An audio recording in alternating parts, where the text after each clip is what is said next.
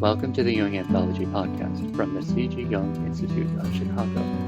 Healing Cinema, The Lives of Others. In this episode, Jungian analysts Judith Cooper and Daniel Ross discuss Florian Heckel von Donnersmarck's 2006 film, The Lives of Others. Sorry it's been over 3 weeks since our last episode.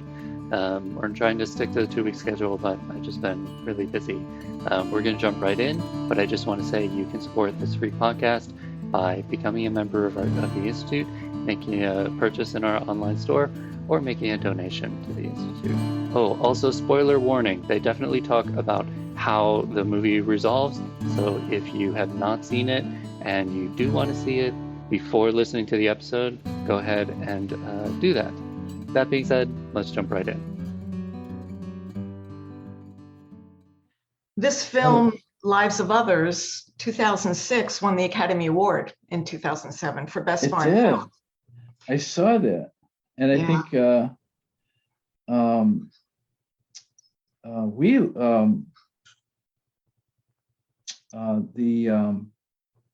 what's his name? Wiesler, the actor who played him, won also, didn't he?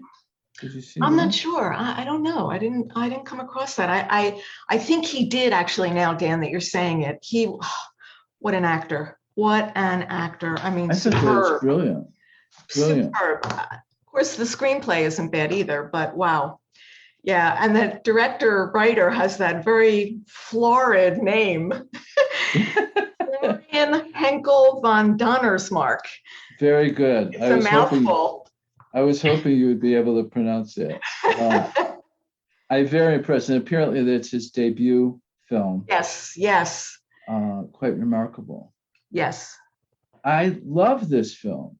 Me too. Each time I watch it, I get something else out of it. Yes. Yep. Like a fine bottle of wine or a piece of classical music. Yeah, and I was just reading something Murray Stein had written just about stories in general, and the good stories. And we apply this to film. They keep around because they have something to bear, something new to bear over and over again, right? It's the gift that keeps on giving in the best sense. Yes, that's right. Okay, this is our Wikipedia summary. In 1983, East Berlin dedicated Stasi officer Gerd Wiesler, played by Ulrich Mühe, doubting that a famous playwright, Sebastian Cook, is loyal to the Communist Party, receives approval to spy on the man and his actress lover, Christa Maria, played by Martina Gedeck. Wiesler becomes unexpectedly sympathetic to the couple, then faces conflicting loyalties when his superior takes a liking to Christa Maria and orders Wiesler to get the playwright out of the way. Okay, that starts us off. I mean, it doesn't. It's a start. It really doesn't get to. No. And actually, they get that a little bit wrong. I think he doesn't gain approval. He actually volunteers.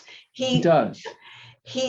Because that's already, he's hooked by the playwright. First meeting, right? First meeting, yeah. He sees him as shadow at first.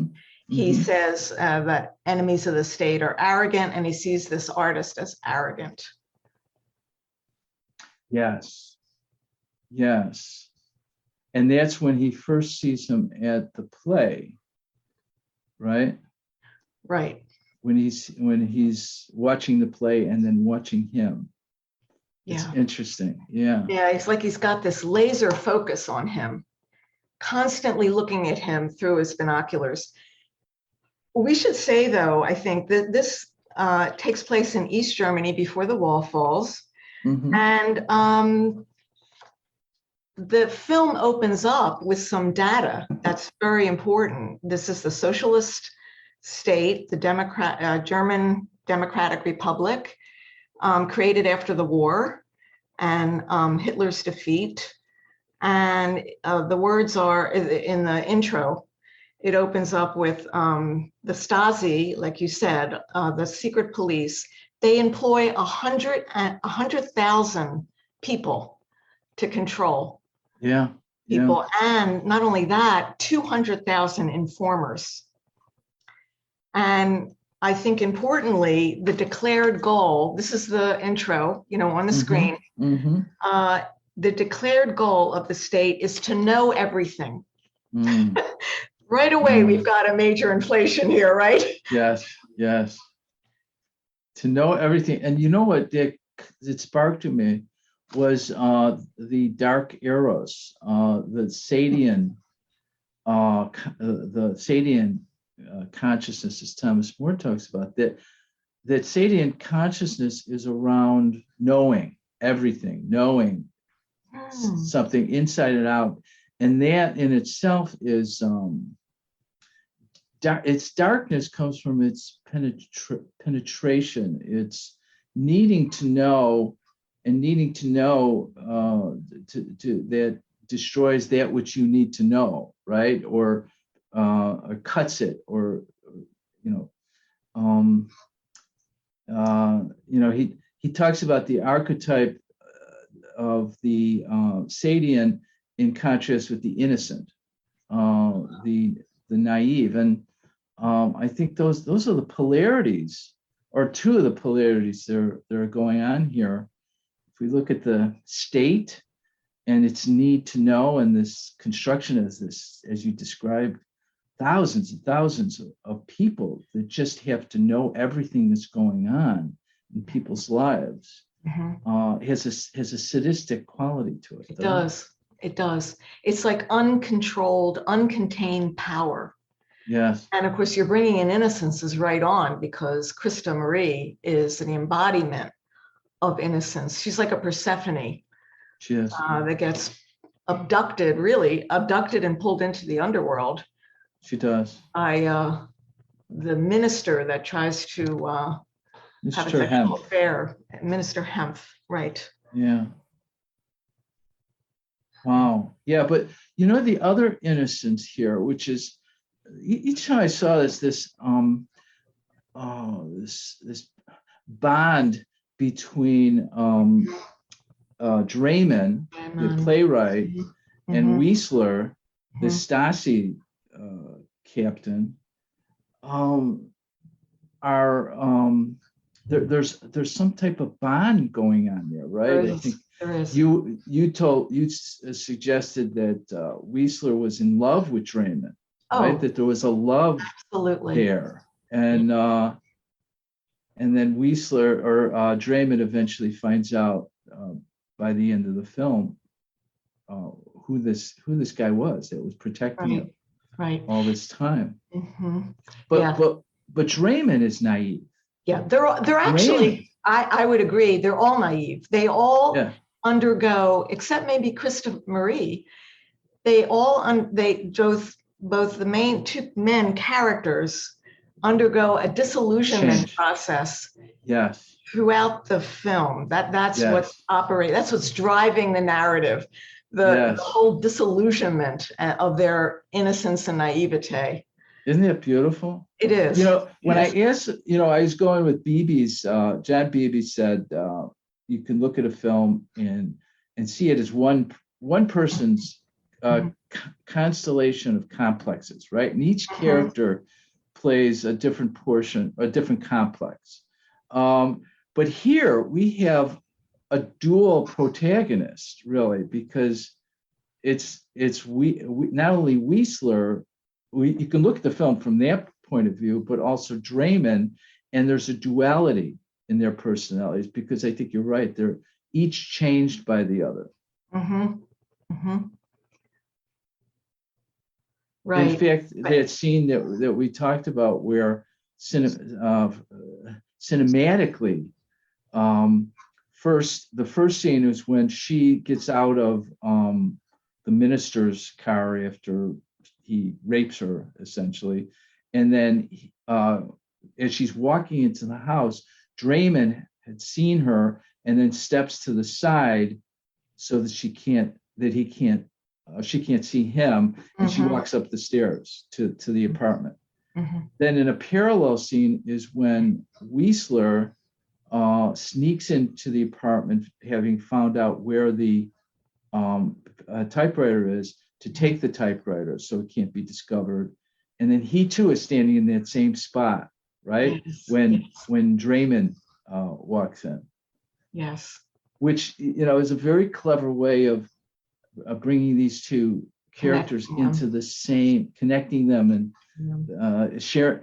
a sharing of consciousness, right? Absolutely. Yes, there's another scene where that shows up too, where Weisler is up in his perch in the attic, surveilling them, eavesdropping, and he hears them making love. And next scene is we see Weisler in his chair up in the attic, and he's curled up sleeping, had dozed off up there, but in the same position as the couple making love, that he imagines that the camera actually shows the couple in that curled up position. He's curled up alone on his chair. It's a beautiful, tender, poignant scene. So there is this kind of shadowing or repetition of embodied in the body in space. Yeah. That connects and it's very, very powerful because it's there's no narrative. It's transposing one image onto the other, which then connects the image in consciousness, and then connects the characters. It's almost as if you can feel Weisler taking on this new awareness, this new consciousness, this eros, just by the use of transposing these images. Yes, it mirrors Jung's idea of the conjunctio, the psychological union of opposites, that the interpersonal connection with someone can trigger, like within an analyst in analysis, can trigger an intrapsychic union. It actually promotes the change and growth, and that's what we watch Weisler go. Well, all the characters go through, except of course the woman is sacrificed at the end. She, spoiler alert, she dies in the end. Very tragic. She is. Which makes her not a person, but a Anima character, Anima figure, without the dimensionality that some of the other characters have. I would challenge you that as I think about these characters, the only two characters that really change are the two men, the Weisler and Draymond. I think the other ones are there archetypally, and they're not really full-blooded people that are meant to show change. Tell me if. Yeah, I would agree with that. She could die because she was internalized by specifically Weisler. I think Draymond was more evolved. That's the beauty of this character, Weisler. In subsequent watchings, I realized that it's as if he goes from no anima development. He has no relationships with women except for the prostitute, scene with the prostitute, up through Jung's stages of anima development, through Eve, the body, Helen, the erotic object, Mary, the compassionate witnesser, to almost the wisdom, the highest level, and even, I would argue, an anima mundi, where he's incorporated the soul of the world, given how he is acting in the world. So she can leave the stage, so to speak, through death, because he has internalized all of that development, like within like a space of whatever time frame is going on in the movie. It's not very long, but we watch that incredible development.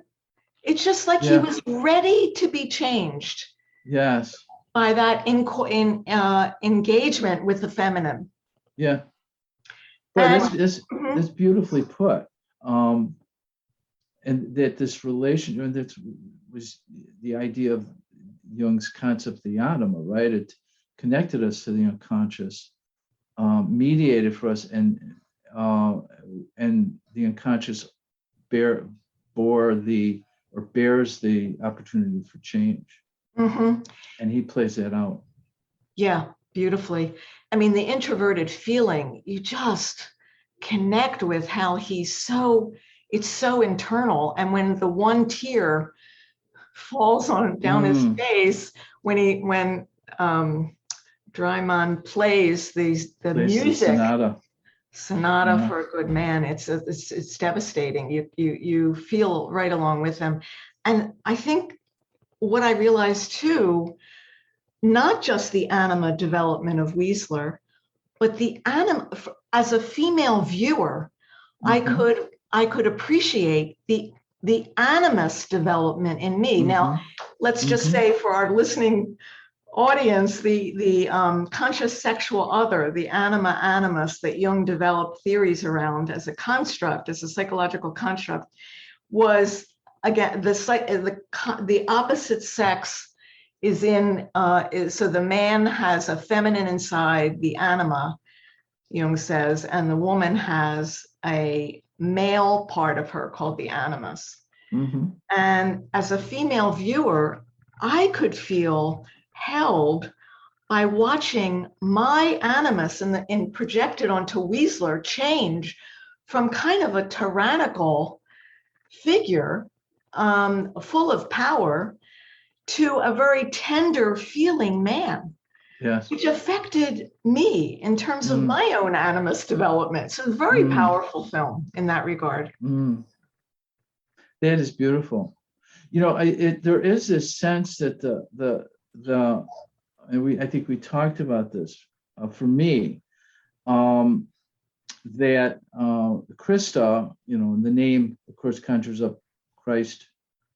Christ as the Redeemer, right? She is the one sacrificed. That the relationship, if we see it as Drayman's innocence and his perhaps his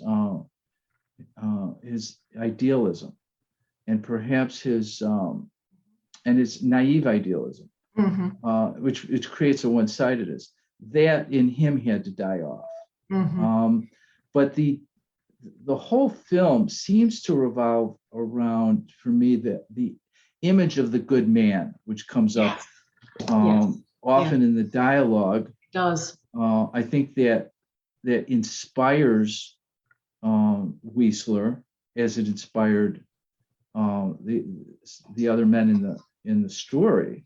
The image of the good man. You know, the beginning play. When I go back and it's the brief scene that's there. I don't know what the rest of the play is about, but if you just look at that scene, she says Arthur is dead, and I took that, and if I looked up the etymology of Arthur, it means warrior king. And if we take that as the death of the patriarchy that inspired Odysseus, or the Odyssey, that inspired the Aeneid,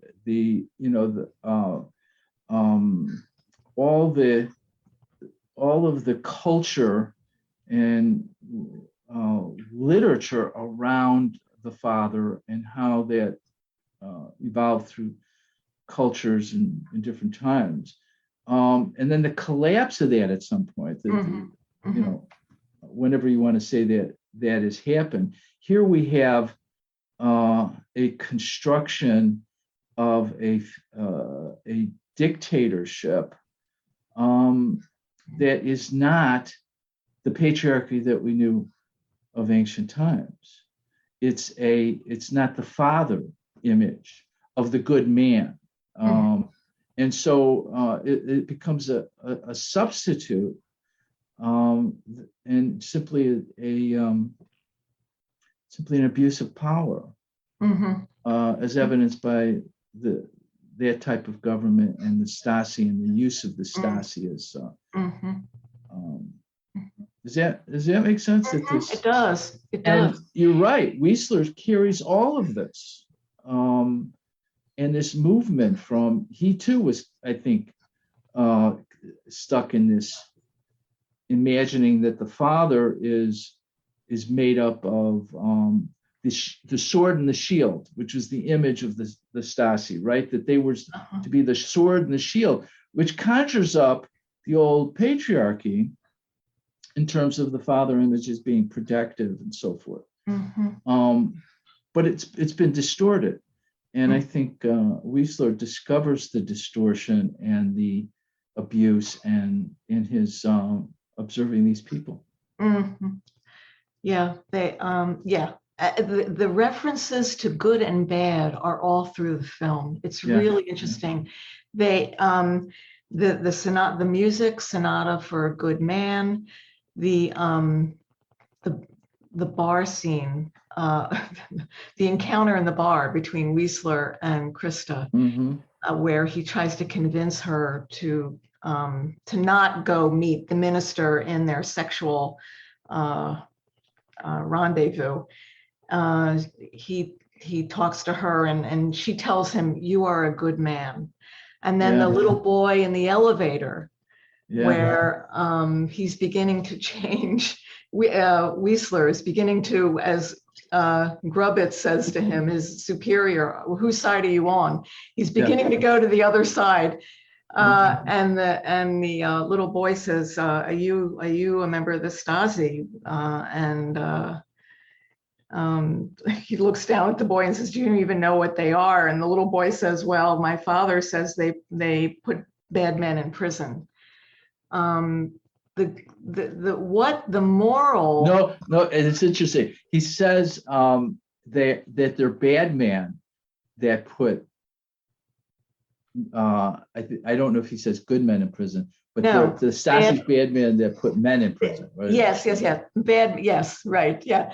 Bad men in prison. So the what's morally right and ethically right is all through this film.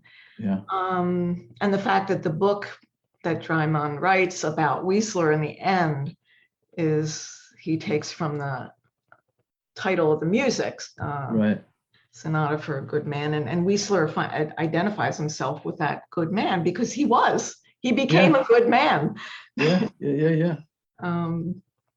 And when we talked about this before, I brought in the Erich Neumann book on depth psychology and a new ethic. Where he differentiates between the old ethic and the new ethic, and it kind of lines up well with this film in terms of the old ethic being a cultural authority that becomes oppressive and the individual is sublimated for the good of the group.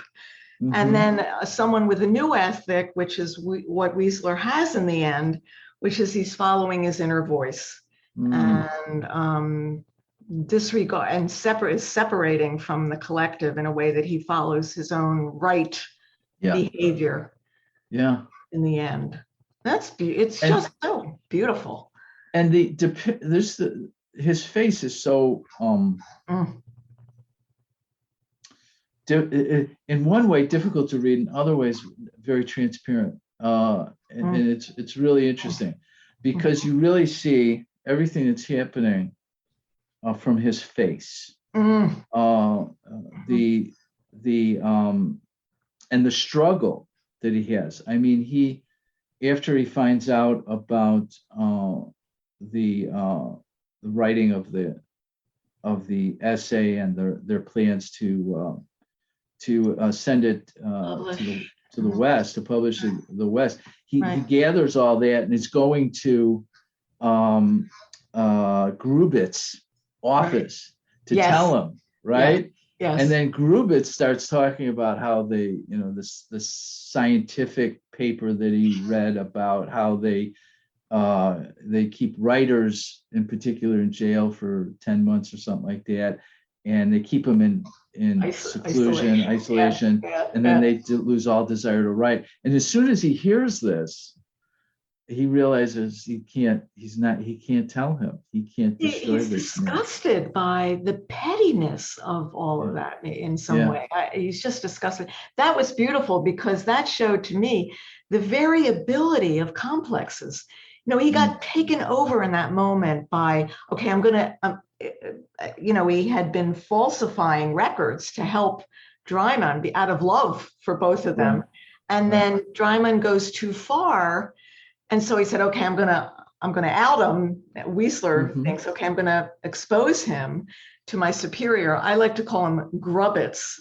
Grubbits, yeah. Grubbits. Yeah, that's a good name for him. Yeah. And then he changes his mind because he realizes he can't betray his love object, basically, Dryman, for these petty BS guys that are so full of ego inflation that he's kind of disgusted by them. But you bring up a wonderful point about his face. This actor is just amazing, because that scene, every time I watch it, I just get so moved. At some point, Weisler goes into Dryman's apartment and steals the book by Bertolt Brecht. And there's a beautiful scene of Weisler.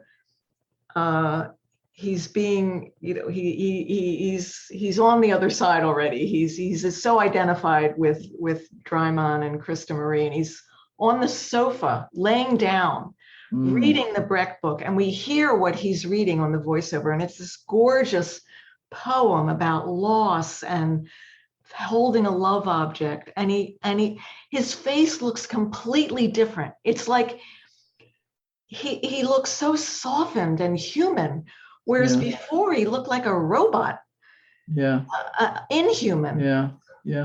And his face, just by virtue of that, of what he was feeling internally, we see it on his face. We can see it. And that's, it's like how sometimes we can see people and they look so different, or we look in the mirror and we can look so different. And I think it's so dependent on what we're feeling inside. That was just a gorgeous scene. Well, and that's the difference between cinema and theater, because that he couldn't have done that in theater, right? Yeah. His face so close on screen, the camera so close, showing his face. What he doesn't amplify in his face then is amplified in us, right? We might even see him smile a little. And each time I saw the film over and over again, I'm going, oh, this, and it was very subtle. These changes in his very face. Subtle. You could see what pleased him and what displeased him. Right? Yes. Very, very subtle. You're right. Yes.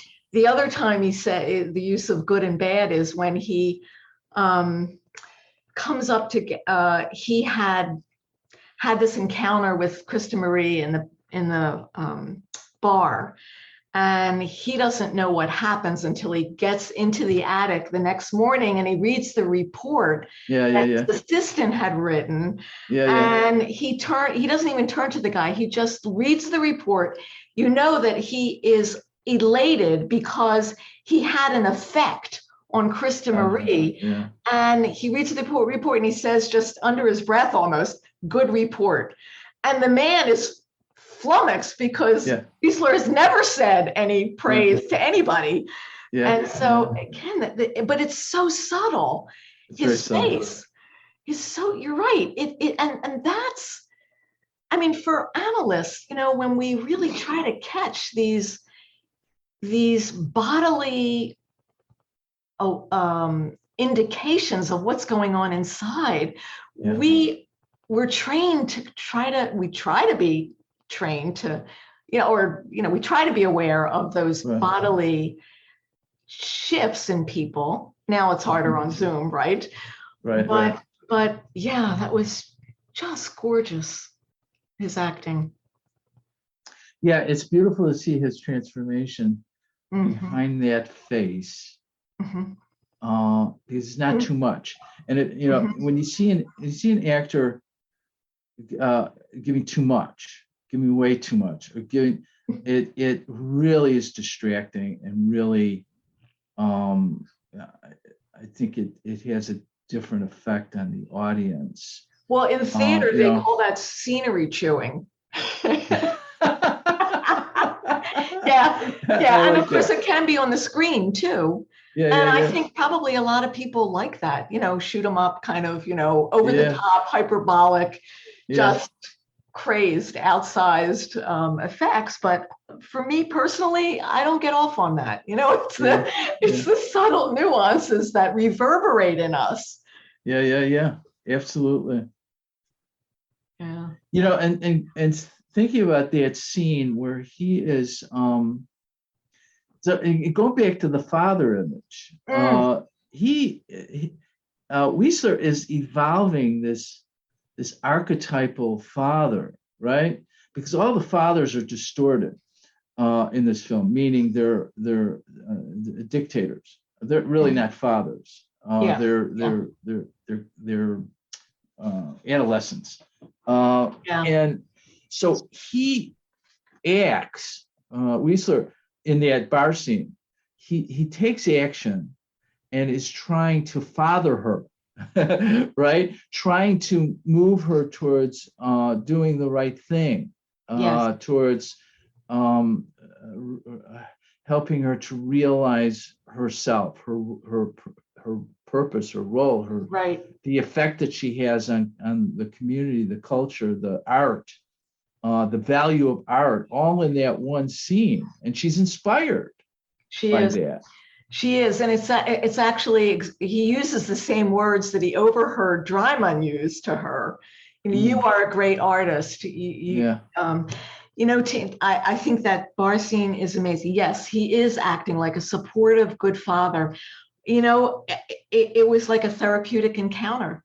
He Mhm. sits opposite her and he points out to her when she's being inauthentic. Mhm. And he says to her something like, well, right there, when you said that, you're going off to meet a friend. You weren't your true You self. weren't yourself. Yeah. And Yeah. and so it's like what an analyst does. Yeah. It mirrors back what he's feeling is in her. And also the whole idea of he's going to, when he's up in the attic and he manipulates the wire taps so that, Dryman can hear the door buzzer and be Yeah. exposed to Krista Marie getting out of the limousine with the minister Hemph, who's, trying to draw her into the underworld. He calls it's time for bitter truths. Yes. Yes. Yes. Yes. And that's also what analysts do. We say Yes. things that people don't want to hear. Yes. And so I thought there was just this interesting parallels in these ways with that role that we take on. I saw myself in that with what Weisler was doing. I think he was, his motivation at that point was, I think, out of love. I would I say think out you're of right. love. I think you're right about that. That his initial, he had this initial attraction to Draymond when he saw him. Perhaps attraction to his life, or he recognized his inflation, his arrogance, and then wanted to study him. This is essentially why Yes. he volunteered to do that. Uh-huh. But the other thing I was thinking about, if we look at the archetypes from the puer perspective, if Draymond is carrying the puer energy, the innocence, he doesn't want to know what's going on with the study. He doesn't want to know all the things that this group are, and particularly the director that commits suicide, Yes. particularly what he's going through, and he doesn't want to see all this, Right. Right. But Weisler knows all this stuff. He's carrying all this. He's like the Senex, and the fact that he's attracted to rules and regulations, Right. Yeah. is very Senex. So it's like the attraction of opposites here, and that each again is changed by the other. Mm-hmm. And I think Weisler has changed in a way that he perhaps didn't expect. Oh, for sure. Right? But the beauty of it is that he just despises the guy at first, enemies of the state are arrogant and artists are arrogant. Yeah. And then the love comes so quickly. It's almost instantaneous. I would say that they're alike. I agree. The cynics and the puer are opposite there, the way you're describing. I think they're alike because they both have idealized the state. Yeah. And that's where their disillusionment, both of them, comes in. And so they're aligned in that way. Yeah. They both believe in the socialist state and there's a lot of meaning in what they're doing, both of them, even though Dryman is surrounded by friends that keep telling him, wake up here, being naive. Right. I think, go ahead. No, I was going to just add that Dryman had idealized the state, but hated the men. His comment about Hemph was that he shouldn't even be, he's not even good enough to address you, or something like that. In the beginning, do you remember that, where Hemph gets to go to the microphone and at the party, at the celebration party, yes. So he hates the men, but he does idealize the state and ignores the ramifications of the dictatorship that's going on. Right, yeah. I had a thought too about the kind of wordplay on the title of the film, Lives of Others. Did you think about that? It made me think of not just the outer others, but the inner others. And just the phrase, the lives of others, to me, carries with it some, I thought of Jung's idea of how the parts of us internally have an autonomy. Synchronistically, I had to my side my presentation from this weekend, and there's one slide that I included in there about the transcendent function. This is Jung speaking to the other in just the way you're describing it. So I'm going to read it, this quote. It was in the essay on the transcendent function. The present day shows with appalling clarity how little able people are to let the other man's argument count, although this capacity is a fundamental and indispensable condition for any human community. Everyone who proposes to come to terms with himself must reckon with this basic problem. For to the degree that he does not admit the validity of the other person, he denies the other within himself the right to exist, and vice versa. The capacity for inner dialogue is a touchstone for outer objectivity. He's speaking to this otherness, as you said. It's not just the other out there, but it's the other within me. And that if I objectify or if I project shadow onto the other there, I'm not owning the other in me. Right. It's got huge, that's great, Dan. It's got huge ramifications now, right, for the state of the country. It really does. Polarization that we're all going through. I remember I was at a conference once. This was when, this was, I think, right before the Iraqi war, after 9/11. And this presenter wanted all the attendees to try to connect with their inner Bush, their inner President Bush, and nobody could do it. I mean, Bush was, as president after 9/11, he was hated. And so nobody could go there into that shadow realm. And that's what Jung is saying. That's what we need to do to heal these splits. Yes, absolutely. I thought that, go ahead. So just to punctuate that, that the title, to me, is very relevant. I was thinking, is this a film that could be done in America? This is a German film that with a great deal, not just history, but a great deal of what's the word? Rootedness, and oldness to it. Where I don't know if this film could be done in America in quite the same way, right? it's just this feel that this idea that well, let's take Hitchcock, for example. We thought when we presented on Rear Window, we were thinking of the theme of the voyeurism, right? And yes, there's a similar theme of voyeurism, but this is a completely different film. This is about a man whose voyeurism really led to transformation. Right. And in Rear Window, we don't see any transformation. We don't see any change. We don't see the same depth. Right. The character that we see in this film. Does that make sense? It does, but you're saying it's predicated on the nationality, where it's taking place. I don't know. It's Europe. Europe is older. Something about America's youth still, I think, comes through in some films, in foreign films sometimes. Yeah. Well, certainly, I think we were saying earlier when we met that the voyeurism has a completely different effect, and I think that instead of being in the service of defensiveness, like for Jimmy Stewart's character in Rear Window, and just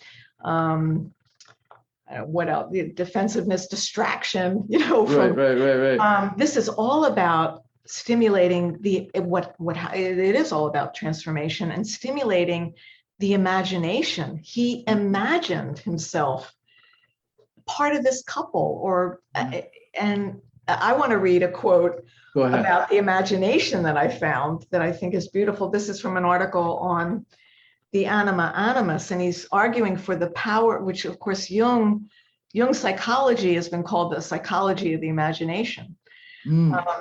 And so he's talking about the power of imagination and its role in transformational processes, like active imagination. So this is by a man named Zinkin, in a book called Gender and Soul in Psychotherapy.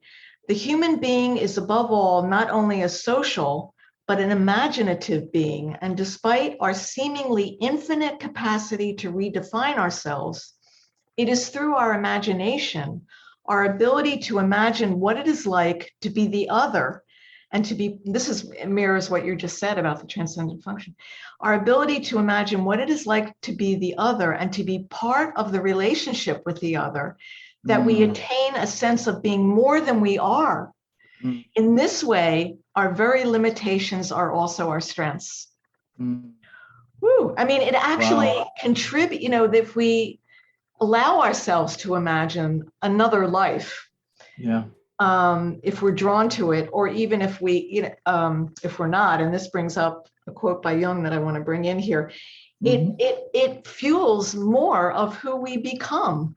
And that mirrors Jung's phenomenal first line in his volume 14, Mysterium, where he says, let me get it exactly because it's really an important quote. Well, but you know the quote: the factors that come together in the conjunctio, in the union, are conceived of as opposites, either confronting one another in enmity, in hatred, or attracting one another in love.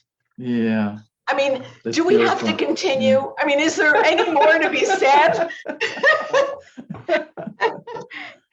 But no, but that was so, in the film, we see the enmity initially, and then it almost immediately gets transformed into love. Yes, absolutely. And then you see the transformation that takes place. You see the change in the personality. Yeah. That's a great quote. And it stimulates the viewer. I Googled, I don't know what I was Googling, but I must have been Googling Lives of Others Jungian. You never know what's out there. You never know what's out there. I need all the help I can get. But what came up was these political statements. People have used this film, politicians, to talk about what needs to happen. Like France's president, Macron, or no, it was maybe a president before current president. But they reference this film because that's the power of this film in terms of its work on the viewer. Yeah. And well, I'm hoping this podcast it gets people interested in viewing it if they haven't seen it. Yeah. I'm not sure if it's available on Netflix. I know it's available on Prime, just for the viewers.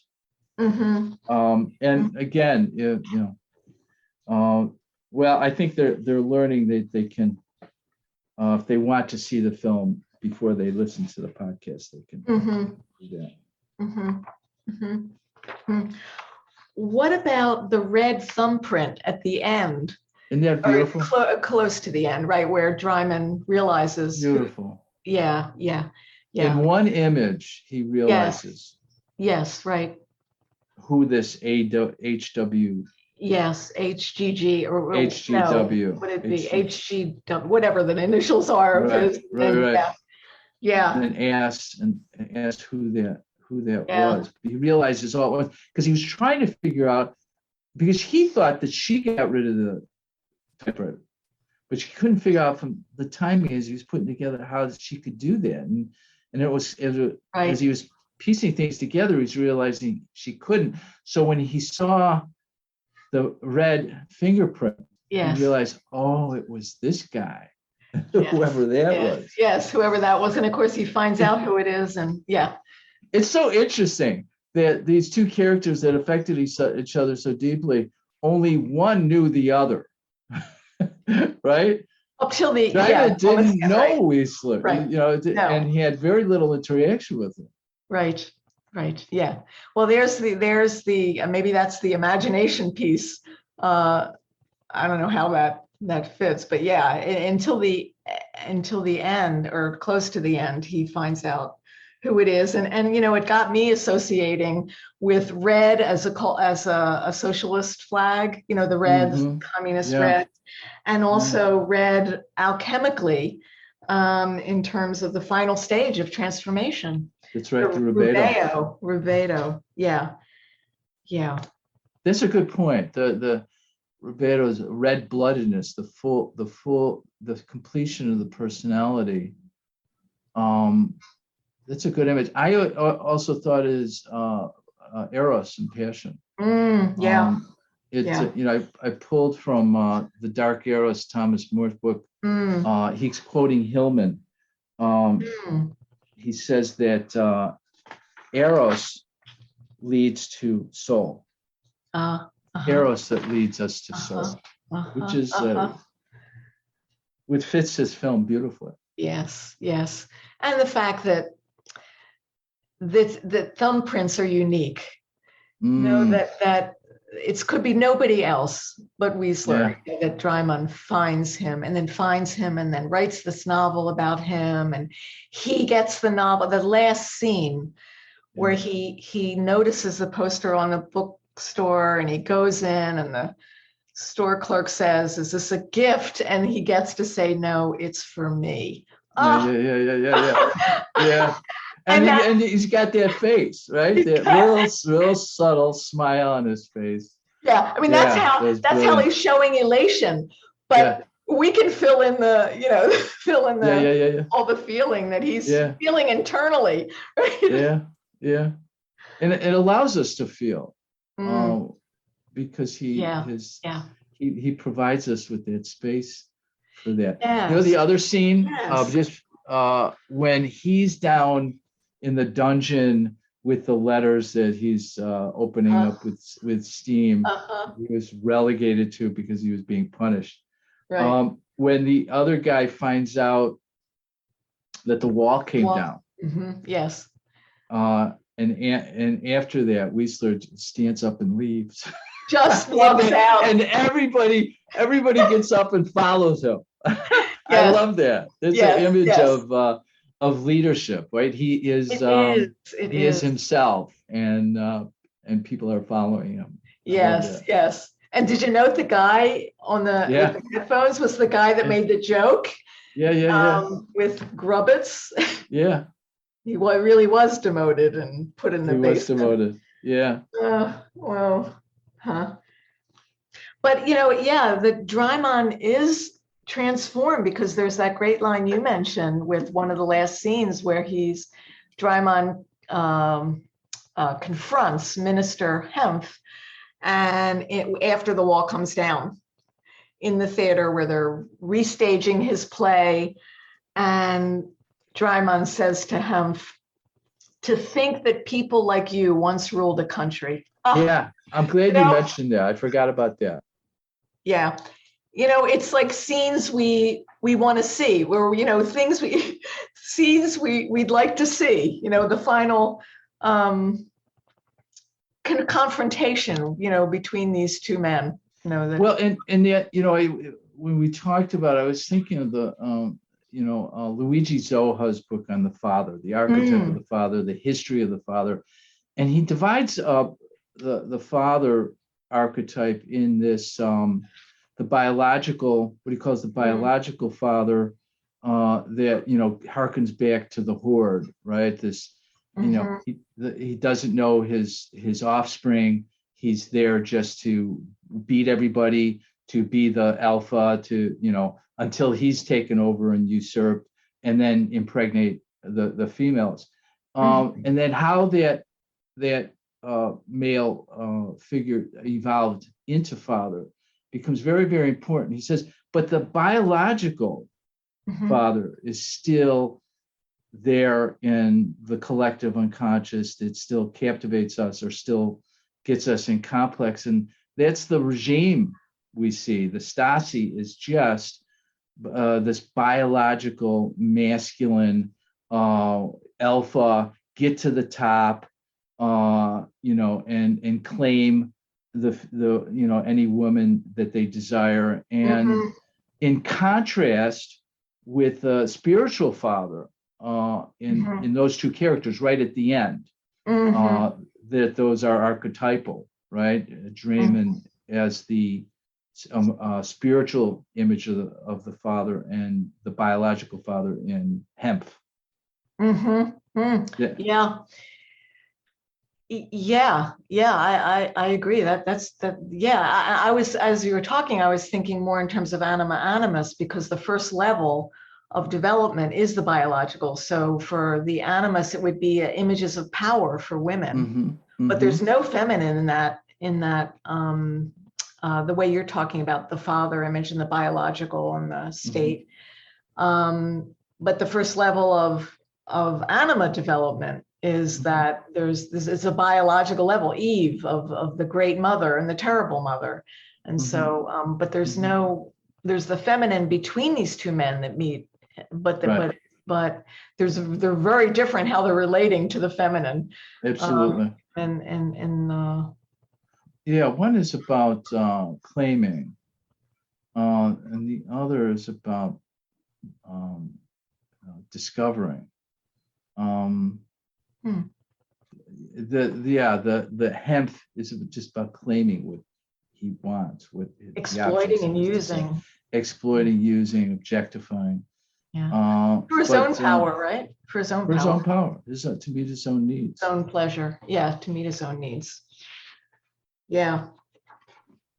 Well, maybe we could end if you on that great quote of Jung's, which you also know. Let me find it.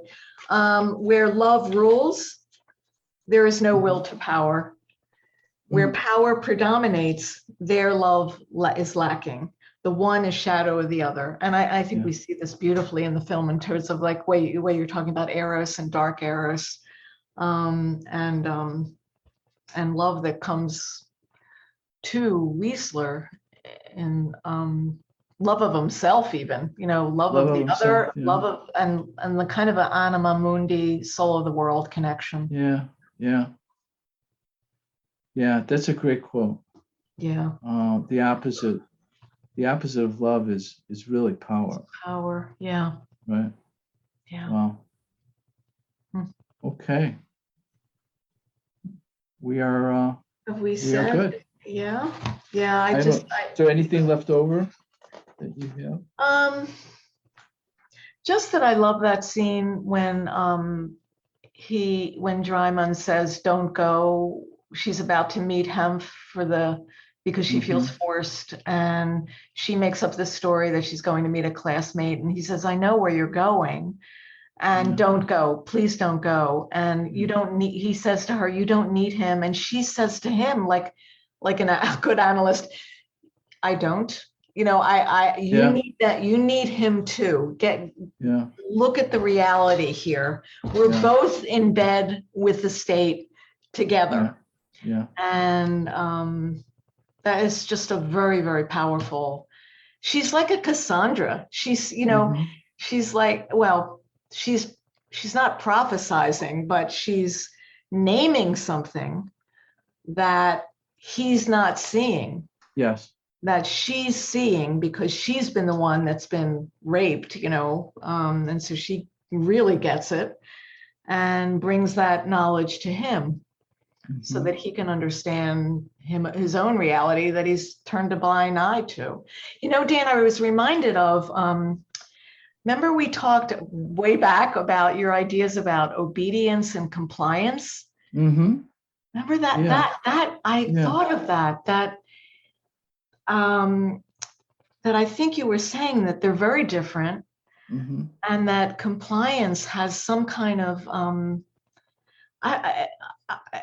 that obedience is, like we say, blind obedience, whereas compliance is more maybe there's a choice there, or do you remember we talked about that? I think I was comparing compliance with containment. Okay. And what I was realizing was the desire for parents, because I have a lot of grandchildren, so this this ubiquitous desire to make their children compliant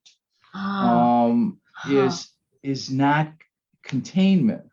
It doesn't allow for the child's personality to emerge. And I was seeing that in my analysis, my analytic work,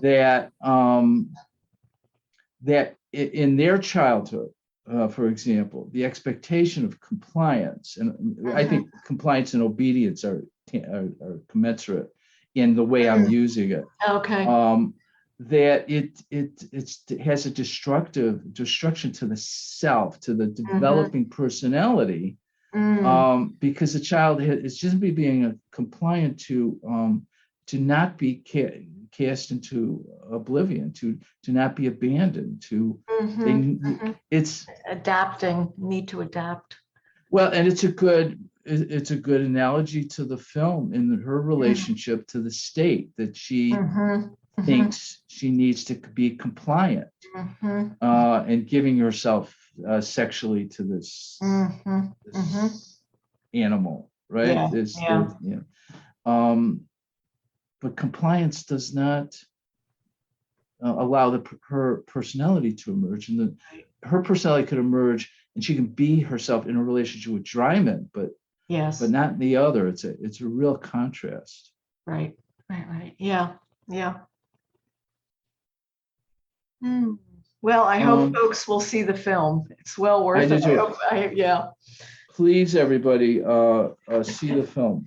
And I hope we've given you something to you can use. Something to chew on here. And something to chew on. Thank you, Judith. As always, it's wonderful. It's exciting. It's I learn something new every time we talk about it. Me too. So even if we've already talked about it, there's always more. Yeah. Okay. All right. You take care. I'll talk to you soon. We'll talk soon. Bye. Okay. Bye-bye.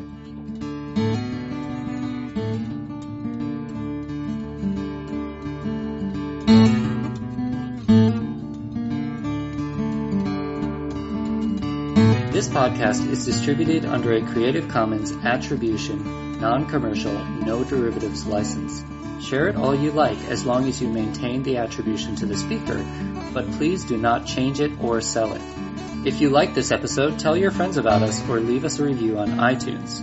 For more information about classes, training programs, videos, audio, this podcast, or to find a Jungian analyst near you, visit our website, www.jungchicago.org. Thank you to our 2020 donors who gave at the contributing member level and above: Barbara Anand, Usha and Ashok Beatty, Jackie Cabe Bryan, Eric Cooper and Judith Cooper, Kevin Davis, George J. Didier, Mary Doherty, James Fidelibus, John Korolewski, Marty Manning, Diane Sherwood, Deborah P. Stutzman, Deborah Tobin, Alexander Wayne and Lynn Kopp, Gerald Weiner, Karen West and James Taylor, and Ellen Young. If you would like to join our generous community of supporters, just go to youngchicago.org/give.